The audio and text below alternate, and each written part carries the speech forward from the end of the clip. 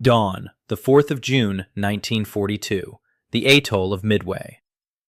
6 brand new Grumman TBF-1 Avenger torpedo bombers, still smelling of factory paint, lift off the runway under the command of Lieutenant Langdon K. Fieberling, a detachment of Torpedo Squadron 8 that had arrived at Midway only days earlier and never flown this aircraft into combat before.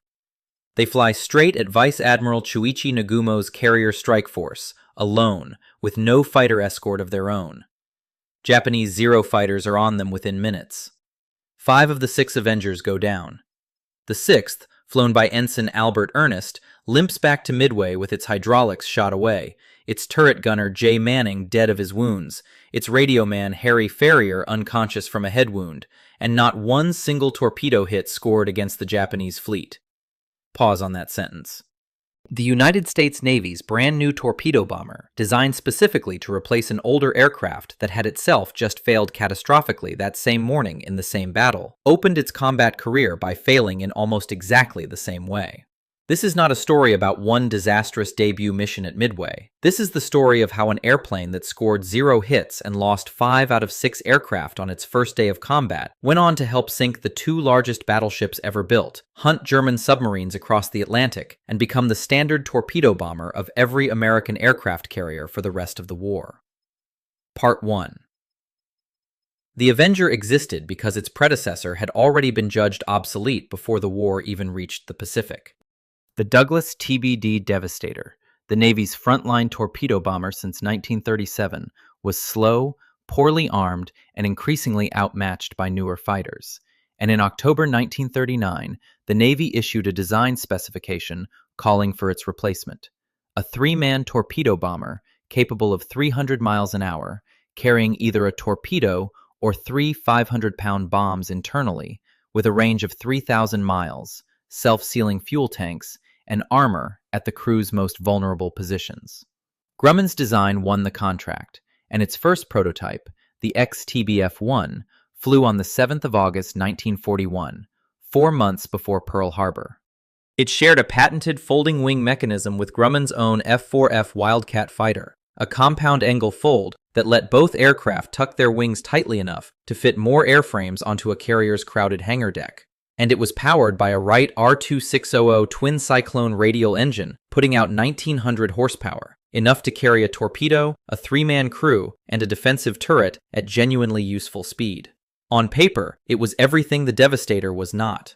Grumman itself was still a relatively young company when it won the contract, founded barely a decade earlier by Leroy Grumman and a handful of partners on Long Island, New York, and already building a reputation for rugged, well-armored naval aircraft that could survive the punishment of carrier operations and combat alike. The Avenger's crew of 3 sat in strict separation inside the fuselage. A pilot up front, a turret gunner in a powered dorsal turret, operating a single 50 caliber machine gun, and a radioman doubling as a ventral gunner further back, protecting the aircraft's weak spot beneath the tail. A layout that gave the aircraft real defensive teeth compared to the Devastator's comparatively thin armament. Part 2. What actually happened on the morning of the 4th of June had less to do with any flaw in that design than with the tactical situation every torpedo bomber flying against Nagumo's fleet found itself in that day, regardless of which aircraft it happened to be flying. Fieberling's 6 Avengers were thrown into their first combat mission within days of arriving at Midway, crewed by men who had barely finished learning the aircraft's basic handling, let alone rehearsed a coordinated attack against a fully alert carrier task force with its own fighter cover already airborne. They attacked alone, without escort, at low altitude and low speed, exactly the flight profile a torpedo run against a warship required, and exactly the flight profile that gave defending fighters and anti-aircraft gunners the easiest possible shot. A few hours later that same morning, Torpedo Squadron 8's main body, flying the older Devastators the Avenger had been built to replace, launched its own attack from the carrier USS Hornet under Lieutenant Commander John C. Waldron. All 15 aircraft were shot down, and only one man, Ensign George Gay, survived. 2 entirely different torpedo bomber designs, separated by everything Grumman's engineers had tried to fix, produced almost exactly the same result within the same battle on the same morning against the same fleet. The Zeros defending Nagumo's carriers that morning had already been climbing to intercept a separate group of American aircraft when Fieberling's Avengers arrived. And Japanese combat air patrol doctrine, refined over months of fighting in China and across the Pacific's opening battles, was built around exactly this scenario, catching slow, low, torpedo-laden bombers before they could ever release their weapons. None of the American torpedo squadrons that attacked Nagumo's fleet that morning, in 3 separate, uncoordinated waves spread across more than an hour, had any way of knowing the others were attacking at almost the same time, rather than as part of one deliberately synchronized strike, and the Japanese defenders were able to deal with each isolated formation in turn, at low altitude, with the totality of their fighter cover. Part 3. It is worth being precise here about what that coincidence does and does not prove, because the easy, popular version of this story treats the Avengers' brutal debut as evidence the aircraft itself was flawed, when the more accurate reading is that nearly any torpedo bomber flown the way both squadrons were forced to fly that morning, alone, unescorted, at low level, against a carrier group already alert and already launching fighters, was likely to suffer catastrophic losses almost regardless of its top speed or armor. The Avengers' own performance later in the war, once it was flown differently, in coordinated strikes with fighter escort rather than isolated, desperate attacks by detachments thrown into combat before they had learned each other's call signs, would bear this out conclusively. What failed at Midway was not primarily an airplane, it was a tactic, applied by both old and new aircraft alike, that the Navy would not fully abandon and replace until later that same year. It is also worth noting exactly how thin the line was between the Avenger being remembered as a disaster and being remembered at all. Had the war ended badly at Midway, or had the Navy drawn the wrong lesson from the 4th of June and concluded the entire torpedo bomber concept was no longer viable, the aircraft story might have stopped there. One more expensive weapons program canceled after a single catastrophic debut. Instead, the Navy's own after-action review of Midway concluded that the failure lay in coordination and escort rather than in the aircraft, a judgment that let the redesigned tactics, rather than a redesigned airplane, do the work of turning the Avengers' reputation around. Part 4. The doctrine did change, and once it did, the Avenger became something close to the standard weapon of American carrier aviation. By 1943, Grumman itself had begun shifting its production lines toward the F-6F Hellcat fighter, handing Avenger production over to the Eastern Aircraft Division of General Motors, whose aircraft carried the designation TBM rather than TBF. Between the two manufacturers, nearly 10,000 Avengers were eventually built, the overwhelming majority of them by General Motors. Coordinated strikes built around fighter escort, properly timed dive bomber and torpedo bomber cooperation, and the accumulated experience of carrier air groups that had, by 1943 and 1944, spent a year and a half learning exactly the lessons Midway had taught at such cost, turned the Avenger into the aircraft carrying American naval air power's heaviest punch against the largest targets the Imperial Japanese Navy could put to sea. Between Midway and the Marianas, American carrier doctrine changed almost beyond recognition. Strikes launched from multiple carriers now assembled into single coordinated formations before heading toward the target, rather than attacking piecemeal, squadron by squadron. Fighter escorts flew close alongside the torpedo bombers and dive bombers, rather than being tasked separately, and radio discipline and strike coordination, virtually absent in the confusion of June 1942, became a rehearsed, standard part of every major carrier air group's routine. By June 1944, at the Battle of the Philippine Sea, American carrier air power inflicted such lopsided losses on Japanese naval aviation in an engagement American aircrew nicknamed the Marianas Turkey Shoot, that the Imperial Japanese Navy's carrier air arm never recovered its earlier strength for the remainder of the war, a reversal built directly on the coordination lessons the Navy had paid for in blood off Midway 2 years earlier. Part 5. Those targets included the 2 largest battleships ever constructed. On the 24th of October, 1944, during the Battle of Sibuyan Sea, American carrier aircraft, including Avengers, hit the battleship Musashi with a combined total of 19 torpedoes before she finally rolled over and sank that evening. 5 months later, On the 7th of April 1945, in the last great air-sea action of the Pacific War, roughly 98 Avengers took part in a 280 aircraft strike against Musashi's sister ship, Yamato, sailing on what amounted to a one-way suicide mission toward Okinawa. Struck by 10 torpedoes and 5 bombs, Yamato capsized and sank with the overwhelming majority of her crew. Across the whole war, in both the Pacific and the Atlantic, Avengers were credited with contributing to the destruction of 12 aircraft carriers, 6 battleships, 19 cruisers, 25 destroyers, and roughly 30 submarines, a tally that included some of the largest and most heavily protected warships either side ever built. Sibuyan Sea, where Musashi absorbed her 19 torpedo hits, was itself only one act in a much larger battle, the Battle of Leyte Gulf, the largest naval engagement of the Second World War, and Musashi's loss there did not come from a single dramatic strike, but from a sustained series of attacks by American carrier aircraft over several hours, torpedo bombers and dive bombers working in the same coordinated waves that had been entirely absent at Midway 2.5 years earlier. Yamato's final voyage the following spring was, by design, a one-way mission, sent north from Japan with fuel for only a single leg of the journey and orders to beach herself at Okinawa and fight as a shore battery once her fuel ran out. American carrier aircraft caught her and her escorts in the open sea long before she ever reached the island, in an attack so overwhelming that fewer than 300 of her roughly 3,300 crew survived. Part 6. The Avengers' other war, fought far from the Pacific's carrier duels, took place over the cold, gray convoy lanes of the Atlantic, where American escort carriers finally became available in numbers large enough to close what naval planners had grimly nicknamed the Mid-Atlantic Gap, the stretch of open ocean beyond the range of land-based patrol aircraft where German U-boats had operated with relative impunity earlier in the war. Avengers, working in hunter-killer teams alongside Wildcat fighters flying off small escort carriers, hunted U-boats directly rather than simply screening convoys from a distance.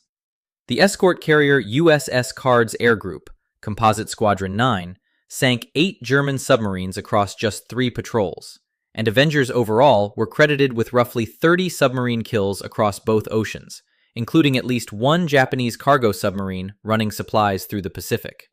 An aircraft that had opened its combat career failing to hit a single Japanese ship was, within 2 years, one of the most effective submarine hunters either side fielded in the entire war.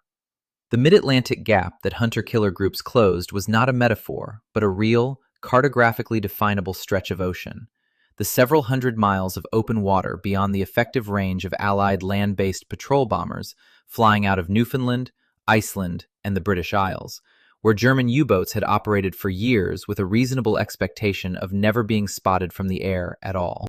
Escort carriers, small enough to be built in large numbers from merchant hulls, yet large enough to operate a squadron of Avengers and Wildcats, finally put airborne radar and airborne depth charges directly over that gap for the first time, turning a stretch of ocean the U-boats had treated as safe into hunting ground for aircraft that could now find them on the surface at night, force them under, and hold them down until a destroyer escort arrived to finish the job.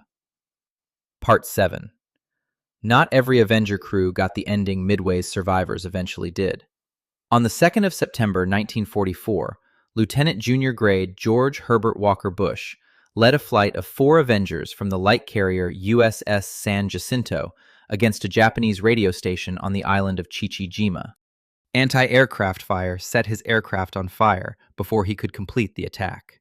He pressed on regardless, released his bombs on the target, and only then bailed out, his parachute tearing against the aircraft's tail on the way down and dropping him hard into the ocean.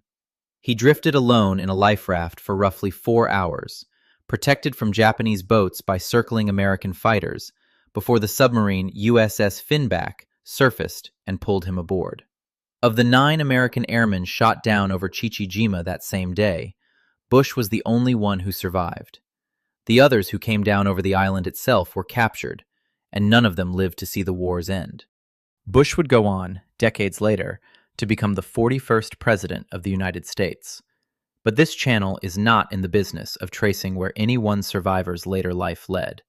It is in the business of noting, plainly, that the same aircraft type that opened its career failing at Midway was, by 1944, routinely flying missions this dangerous as a matter of ordinary carrier operations, and that most of the men flying it into that danger did not get Bush's ending.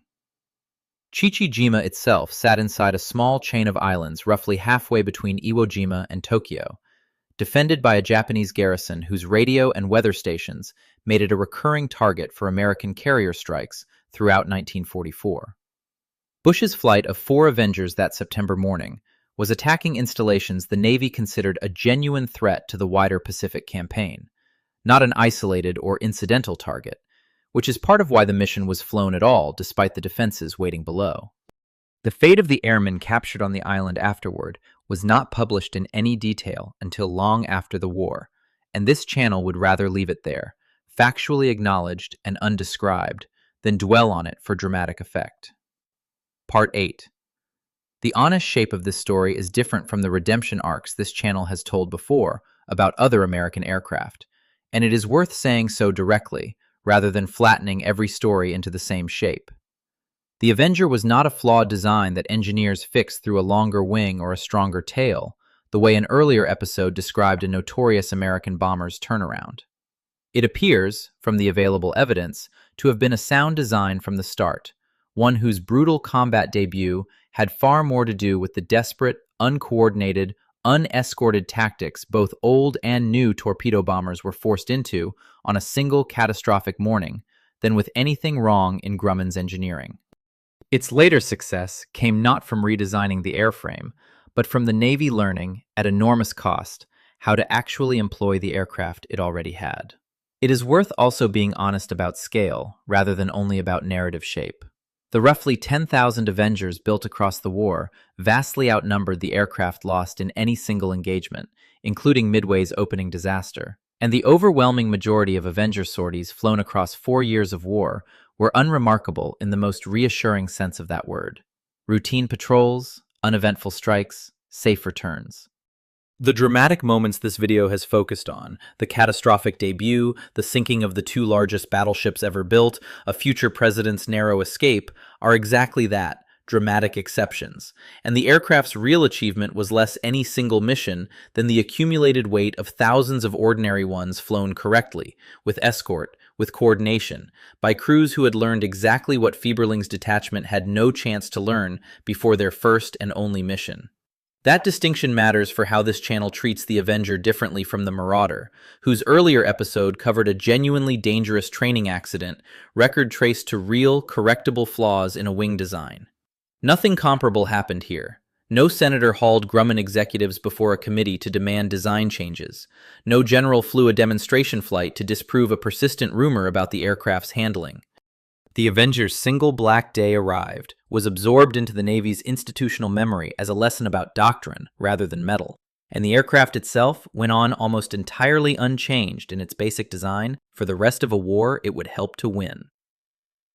Ensign Albert Ernest, the only pilot of Fieberling's detachment to bring his Avenger home from Midway, went on to serve 30 years in the Navy, flying B-17s as a hurricane hunter later in his career, and eventually commanding Naval Air Station Oceana in Virginia before retiring as a captain in 1972.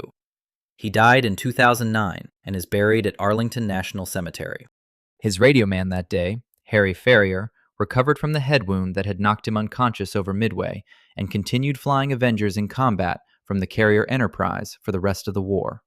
More than 50 years later, in 1998, Ferrier returned to Midway as part of an expedition led by the oceanographer Robert Ballard, the same man who had located the wrecks of the Titanic and the Bismarck, to search for and document the sunken carrier USS Yorktown. Seaman First Class J. Manning, the turret gunner who died of his wounds during that first flight home, did not live to see any of what his aircraft would go on to do. J. Manning, the young turret gunner who died of his wounds on the flight back to Midway, has no equally famous post-war story to tell. And that asymmetry is itself worth naming plainly. The men who survived a machine's worst day tend to be remembered, and the men who did not tend to become a supporting detail in someone else's account of survival, a pattern this channel has noticed before and will keep pointing out rather than repeating without comment. The aircraft itself long outlived the war it was built for. Surplus Avengers and TBMs went on to serve smaller air arms around the world for years afterward, and a number of retired examples were later converted into agricultural spray planes, their capacious internal bomb bays repurposed to carry fertilizer and pesticide across American farmland rather than torpedoes across open ocean. An oddly fitting second act for an airframe whose entire original purpose had been to carry something heavy a long distance and release it precisely on target. Harry Ferrier's return to Midway in 1998, more than 5 decades after the crash that killed his turret gunner and knocked him unconscious as a young radioman, closed a kind of circle that few military technology stories get to close so literally. A survivor of the aircraft's single worst day, helping locate the wreck of the carrier his squadron had been trying to protect that same morning, on the same patch of ocean, as an old man, rather than a 19-year-old radioman bleeding from a head wound. None of that later vindication was available to the men flying Fieberling's detachment that first morning, and it is worth resisting the temptation to read their deaths as merely the necessary first chapter of a redemption story, the way a screenwriter might structure it in hindsight. They did not know, climbing into airplanes they had barely learned to fly, that the aircraft would eventually help sink the largest battleship in history. They knew only the mission in front of them, alone, unescorted, against a fleet that outnumbered and outgunned 6 brand new bombers by every measure that mattered that morning. The 9,836 Avengers and TBMs eventually built represent, in a real sense, the Navy's bet that the lessons of that first morning were survivable, that the aircraft's failure had been a failure of doctrine and inexperience rather than of engineering. A bet placed while the ashes of Midway's losses were still being counted, and years before anyone could have promised it would pay off as completely as it eventually did. That bet is easy to take for granted now, looking back from a point in history where the Avengers' silhouette is instantly recognizable in museum collections, and its combat record is settled fact rather than open question. It looked considerably less certain in the days immediately after the 4th of June, 1942, when the only concrete data anyone in the Navy's planning offices had on this new aircraft's performance in combat was a single mission that had cost 5 airframes and every man aboard them except 3 for 0 hits scored. Subscribe if you want the next chapter, because there are more of these. More machines that failed on the worst possible morning for reasons that had nothing to do with their own engineering, and more crews who had to relearn, one costly mission at a time, exactly how the tools they had already been given were supposed to be used. 5 of 6 Avengers went down at Midway without scoring a single hit. 3 years later, 98 of their descendants helped send the largest battleship in history to the bottom of the sea.